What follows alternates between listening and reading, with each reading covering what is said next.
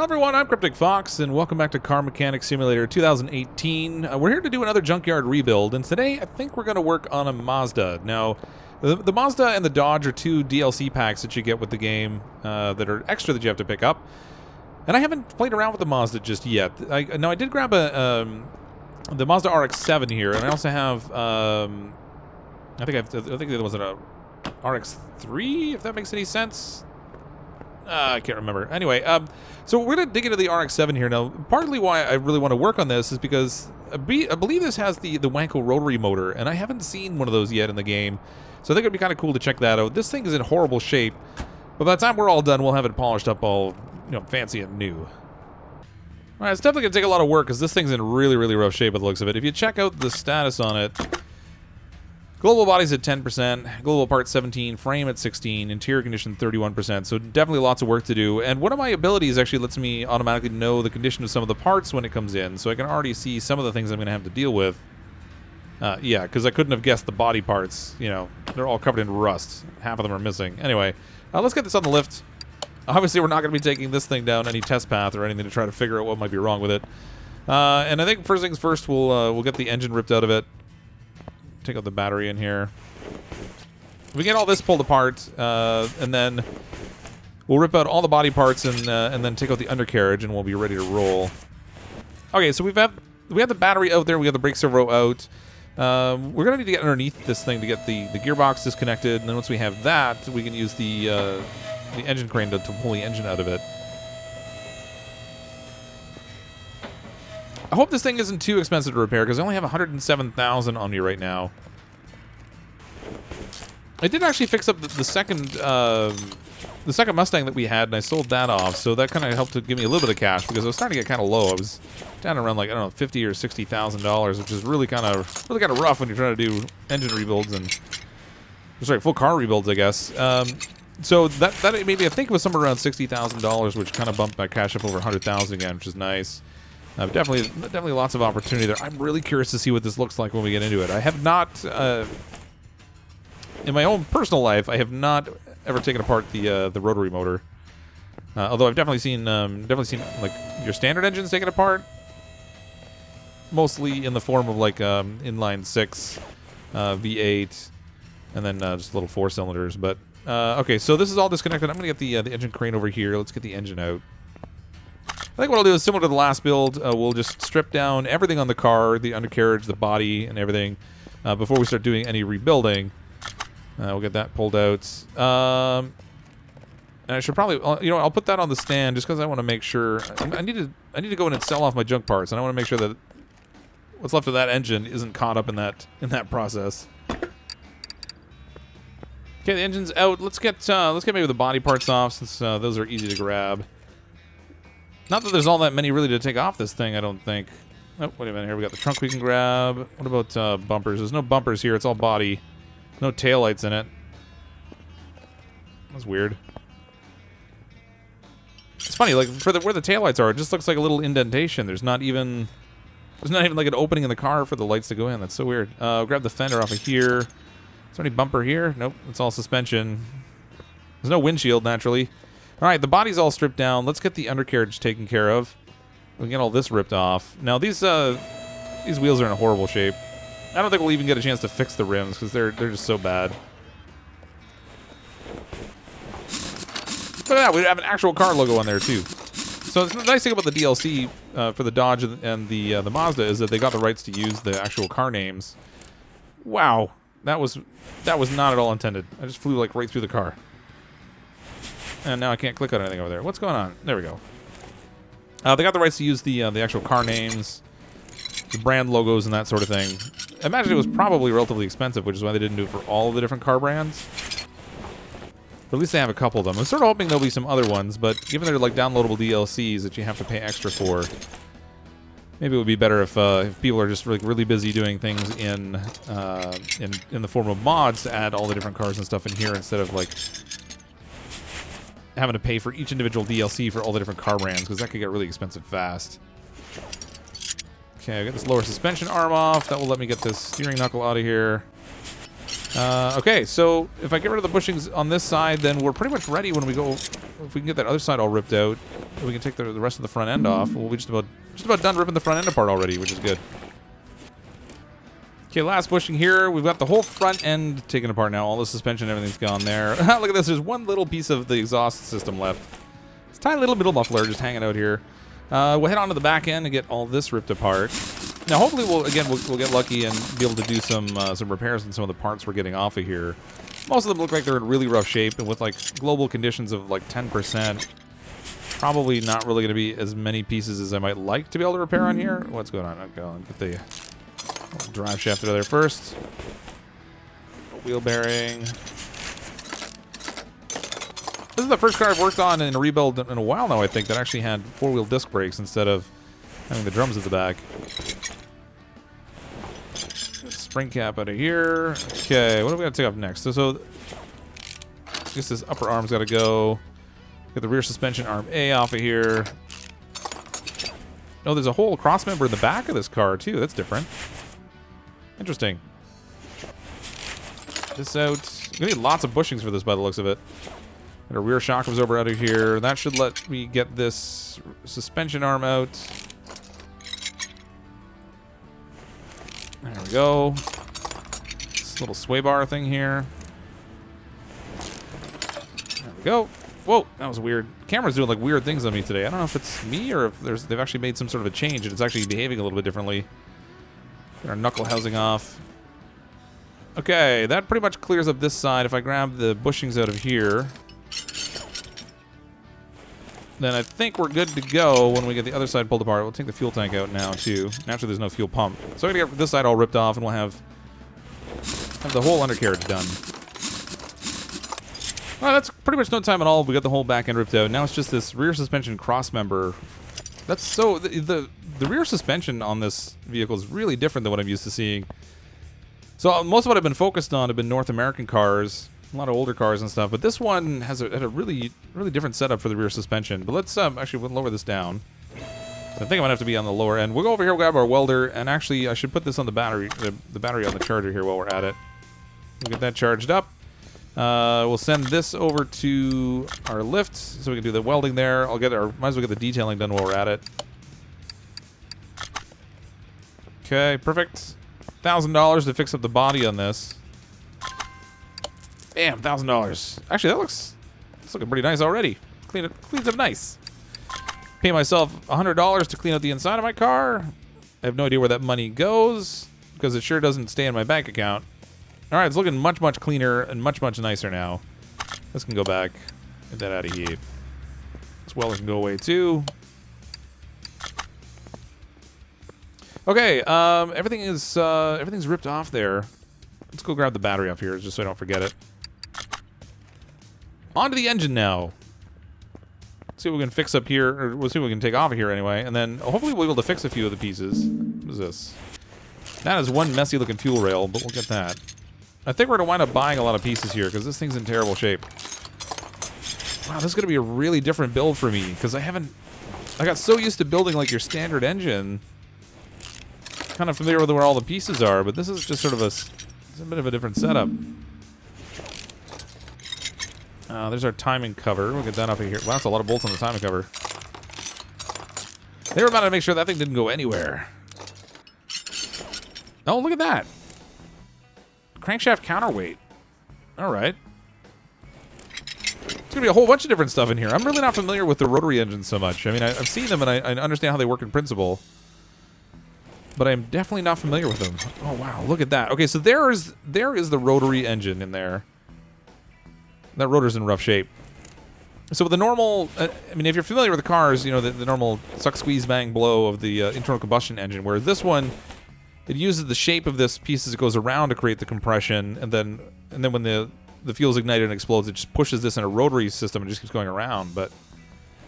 So, I mean, I'm like familiar with how they work. I'm just not so familiar with the look of them. Wow, look at this. The whole thing's done in layers. That is cool. How do I get it apart, though? This is foreign to me. Oh, I could... Really? The back of the block? Oh, great. Now I have a flying engine. That's wonderful. And I can't take anything apart in it. Oh, there we go. Get the rotor out. Now what? That's a really weird way to have to take this apart. Clearly, this is not meant for the engine mount. This is going to be interesting to put back together, I think. Okay, so we've got the whole thing taken apart. Let's go see what we could repair. And then see if I can figure out how to put this thing back together, because that might be a bit of a puzzle for me. Alright, I definitely broke a few pieces when I was fixing stuff. I really need to get my level up to 35. I'm at 31 now, but I need to do some more jobs and get that up there. Okay, so let's go in here. We'll start putting this all back together. So, intermediate housing rotor A. Okay, so we have that. Our crankshaft, we managed to fix that, so that's good. We can put our housing on again. Oh, these housing pieces are the same. Okay, that's interesting. Now let us put in the rotors, which we didn't fix. So I need 2 of the rotors, Rot A. This engine looks like it must be a real pain to work on because you have to rip everything apart to do stuff in it. I mean, granted, you have to take an awful lot out of your standard combustion engine also, but... Or internal combustion engine, I guess. But I don't know, this just seems like when the whole thing is like made of sandwich layers, like that just like adds a whole new level to it, it seems. Crankshaft counterweight, and then our sprocket Rot A. Get the counterweight on here. Oh, we're gonna need a timing chain too, I guess. Because that pretty much never gets fixed. So we'll get timing chain Rot A. It actually looks like we have to put an oil pan on this still underneath. I didn't take a look at the underside of this. Maybe I should. Let's see what it looks like underneath this rotary engine. Only because I've never messed around with one before. Well, there's not really a lot to look at there, is there? All right, let's get the oil pan for it anyway.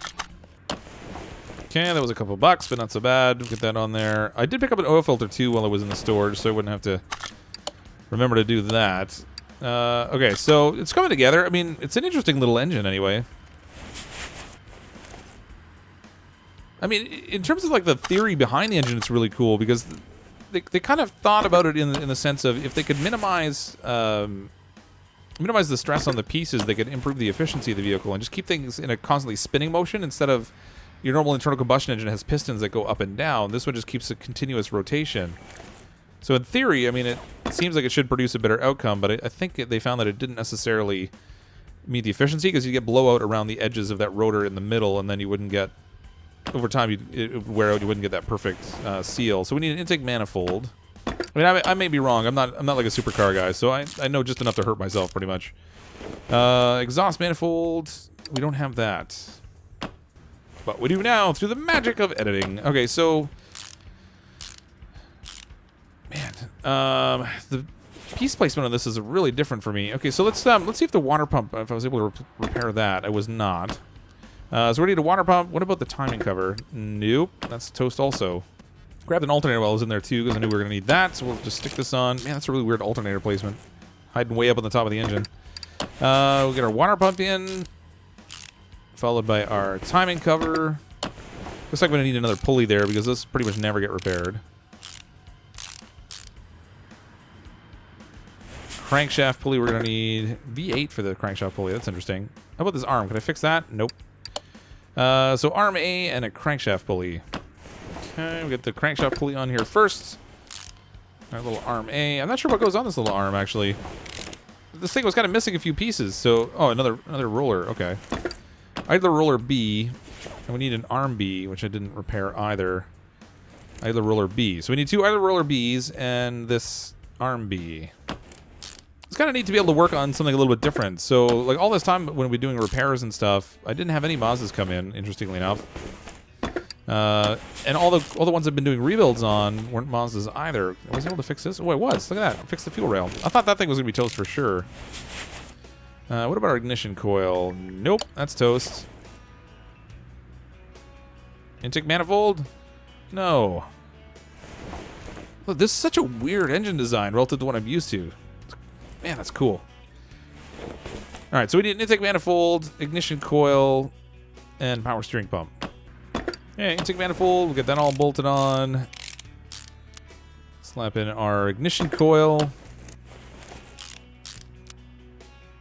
What do we got left here? Power steering pump, I grabbed that already. We're definitely going to need belts still. I did not grab spark plugs just yet. Throttle. We need that. We're going to need 4 spark plugs. Oh, it's only a little 4-cylinder.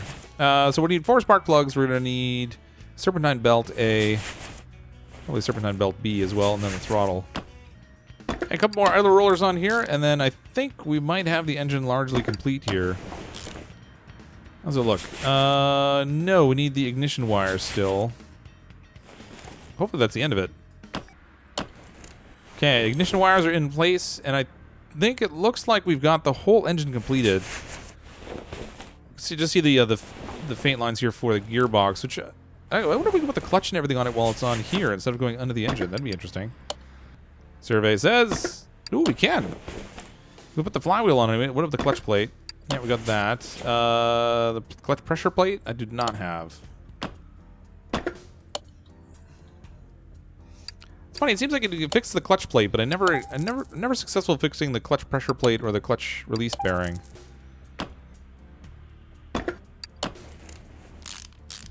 Well, isn't that interesting? I guess I've been taking off too much underneath the car. I could actually just take off the gearbox and do the rest of it on the engine stand. So that worked out really well. Okay, so the engine's all complete on here. That is a crazy looking engine relative to what I'm used to. It's very densely packed also.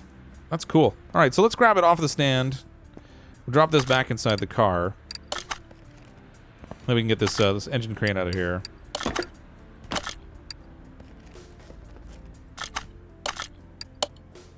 Send that away. All right, so we've got our engine in place there.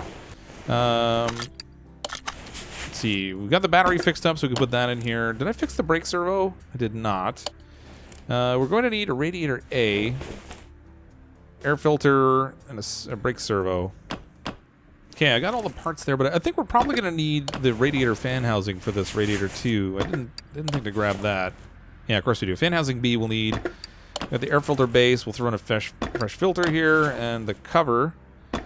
Ah, but I didn't grab clips either. I hate these little clips. So we need 4 clip Bs, and we'll need a radiator fan housing B. Okay, fan housing B. I got all the little fans to go into 2, so those are all set. We'll throw in our little clips here, so we get the air filter all held together properly.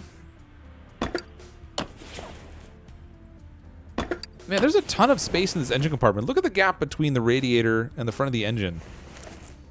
This is a really, really compact engine in here. Wow, interesting. Okay, so we have an engine in place now. This will raise this up. We're going to need to get started on the undercarriage.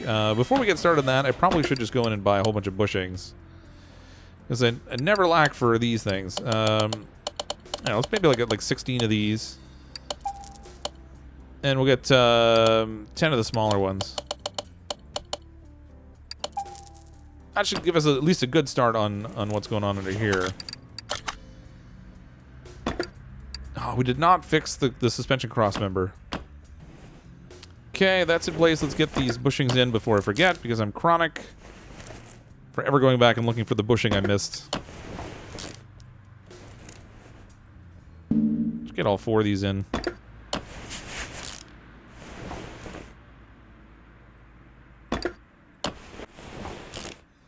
Perfect. Okay, that's done. This front sway bar never gets repaired, so we're going to need one of those. Steering rack we might have been able to fix. Front sway bar. Grab that. Just drop that right in here. Let's see. Steering rack, did we get that fixed? We did. That's good. And then we can zip over to this side and check out our steering knuckles. We fixed one out of the 2 of them, so I'm going to have to buy the other one. We'll have to get the shocks done as well. What about the cover? Knuckle covers, we fixed both of those. Tie rod ends we never fixed, so I'm going to have to buy those. Lower suspension arm, get some new bushings in there, and it's good to go.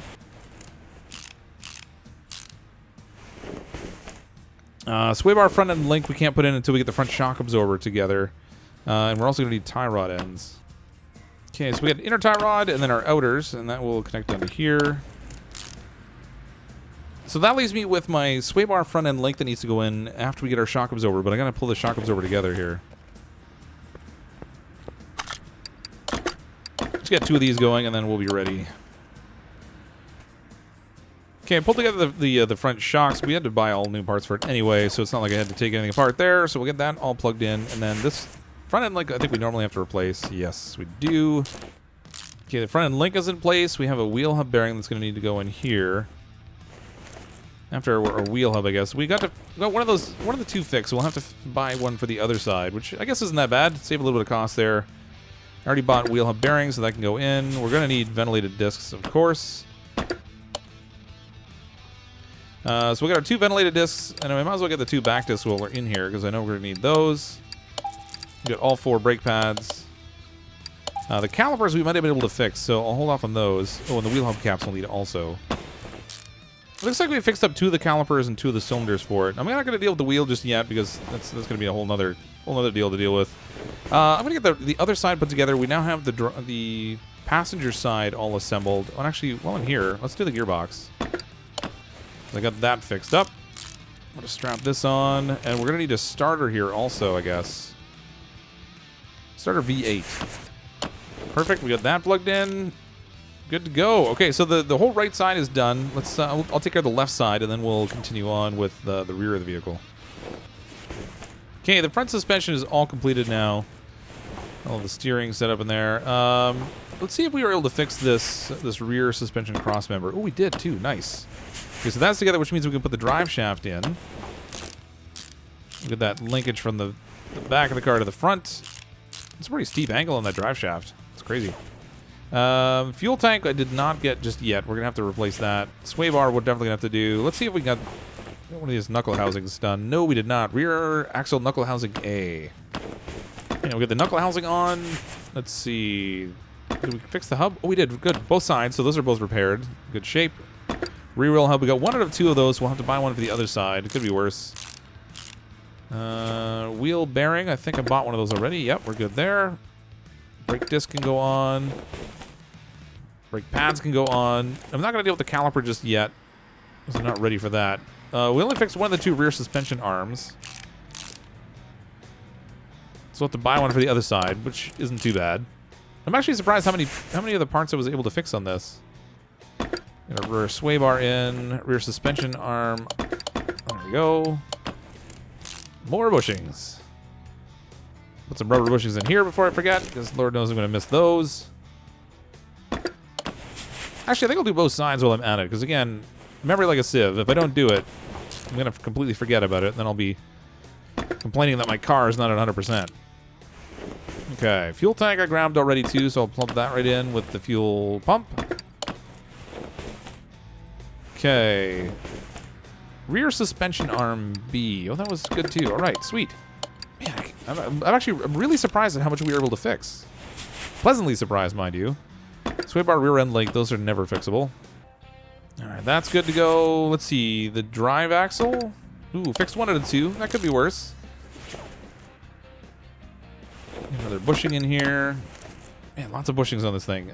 Rear suspension arm A. We fixed both of those. Awesome. Spring cap. Oh, we did fix it. I didn't think we could fix those. What about the rear spring? No, not so much. Okay, so rear spring can go on here, and then we'll need the absorber cap, which is good. Shock absorber A. Some of these pieces I bought while I was in the shop there, just so I wouldn't have to keep doing it over and over again. Oh, I actually need I need 1 brake caliper, and I'm gonna need 2 pistons rather. This is all going together pretty smoothly. I mean, I really hope I don't miss any parts on this. It'd be nice not to have to go back and hunt for stuff. I think this side is pretty much done at this point. So I'm going to pop over to the other side. We'll get the rest of the rear suspension put together, and then we'll work on the exhaust, I guess. I might be mistaken, but I think we have all the rear suspension back on this beast.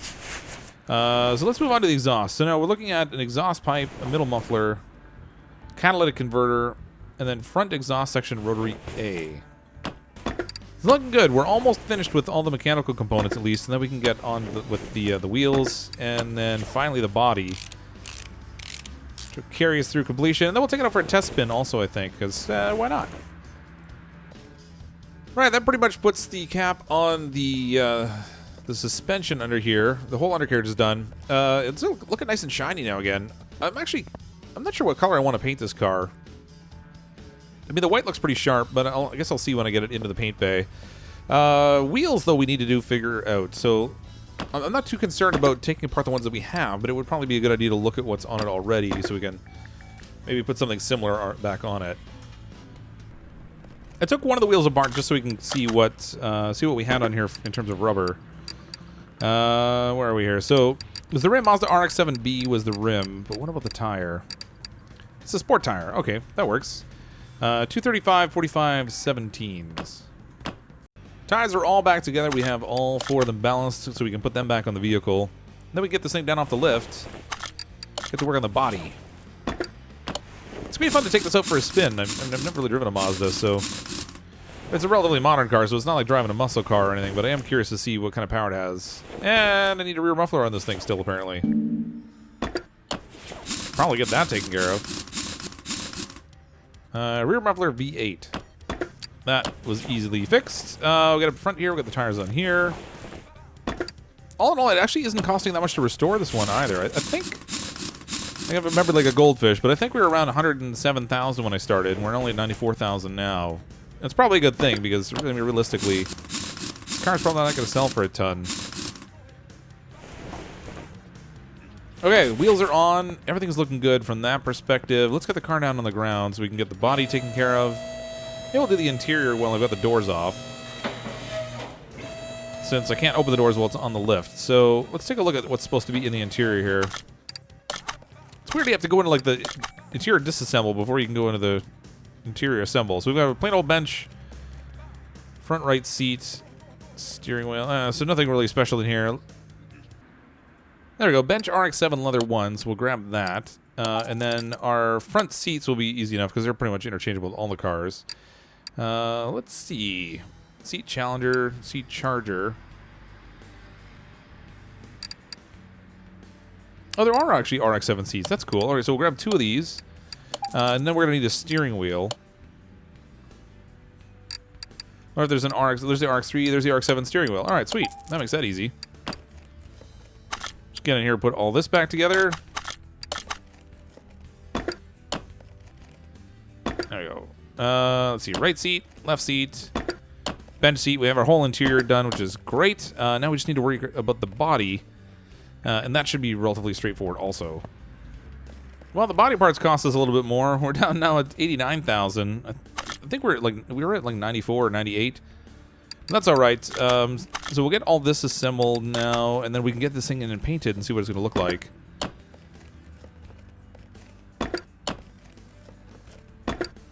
So many parts in this thing. This one actually, there was a surprising number of body parts to actually assemble on it. I guess because of the whole trunk and rear window and stuff. Grab this. I actually need to download the mod too to let me do custom plates, so I can start doing Canadian plates on these cars. In the meantime, there are no license plates naturally. I'll grab some plates. Otherwise, we'll stick those on there. Maybe we'll do maybe Texas plates or something for this one. Okay, fender, hood. It's coming together. It's looking good. It's gonna look a lot better after it's painted, though. At least until I get it on the track and manage to crash it into a wall, because that's what I do. Oh, I forgot to take out the right headlight. That's interesting. Take that out, and we'll put in a new one. Front bumper. Okay, I think we're just in a place now where we need plates, and that's actually looking pretty sharp. I mean, aside from the two-tone coloring. All right, plates. I think actually, where's Texas? I don't know if I have one with Texas plates yet. I feel like I might have done one already. Yes, I definitely did the Texas plate already. So somebody, I think, before had asked for Alabama plates. So I'll put 2 of those on here. We're going to customize this again with Cryptic, I don't know, what car number is this? Like car 6 or something? So call this one Cryptic 6. 2 plates, $1,800. That's highway robbery. Good lord. Remind me never get custom plates. That's crazy. There's Cryptic 6 on the back, or on the front.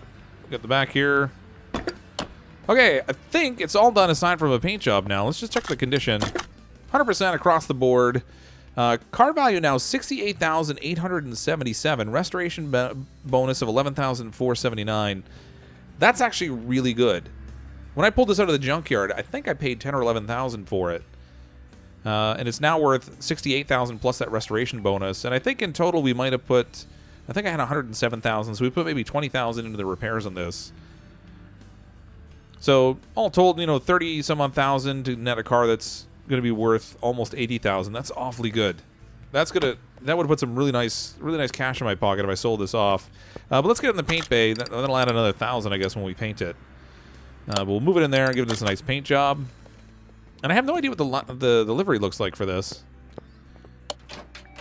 We'll find out soon enough, I guess.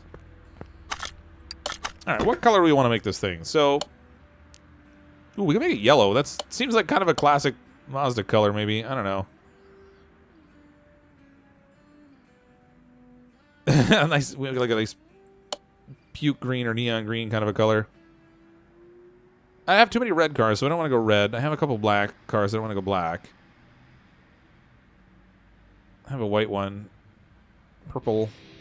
I think I'm going to go with a yellow color in this one. Let's see what kind of livery this has. Oh, it's actually like a racing livery. Oh, that's cool. I don't like the color tones, though. That's kind of neat, but it's actually... That's maybe a little bit of overkill. I'm going to go with a little livery on this one. We'll just go with a nice yellow one.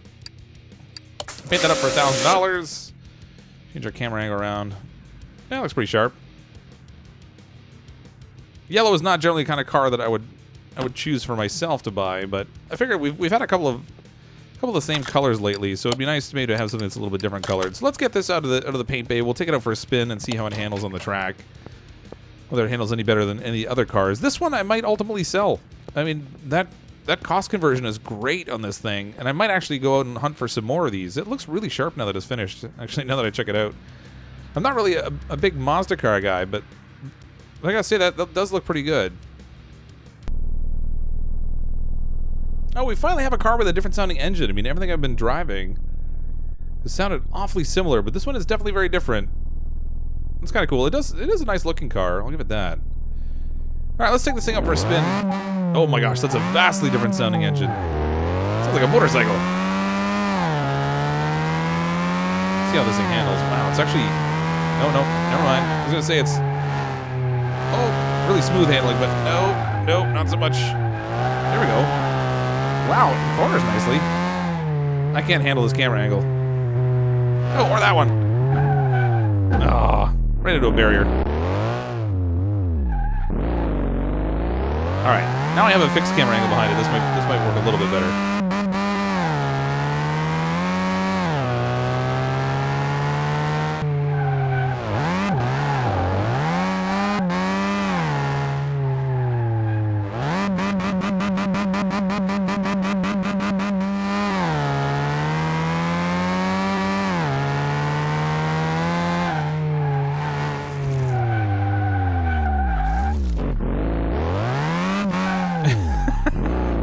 Well, clearly the style of the car that I'm driving doesn't lead to any specific improvements in my capability on the track.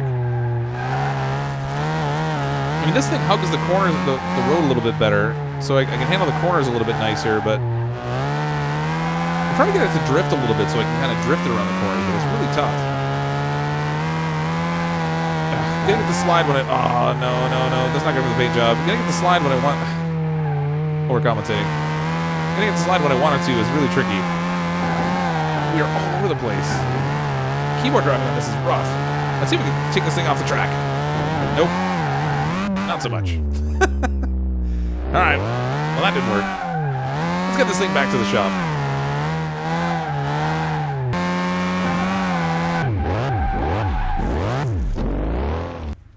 That was kind of a fun rebuild. It was nice to do something that was completely different in terms of the engine. So a little bit of variety in doing the building and stuff, which I think worked out pretty good. The car looks really nice. It's going to sell for a decent amount if I sell it off, so I can kind of replenish the state of my cash a little bit. Plan to do the next live stream on Wednesday, September the 20th at 10 p.m. Eastern Time. And I think what I'm going to try and do is get a mod installed so we can maybe do the 1932 Ford and see how that turns out. If not that, then I'll grab maybe a different car. We'll try maybe a mod build and see how that works. Now, the hard part is we might actually have to try to find it in the junkyard before we can haul it in here and build it, because I don't think it just drops it into your garage for you. Nevertheless, this one did turn out pretty nice. I'm looking forward to streaming on Wednesday. Do another build then. We can kind of hang out and chat a little bit if you want to pop in for that. Otherwise, I'm as always CrypticFox. I'll see all of you next time.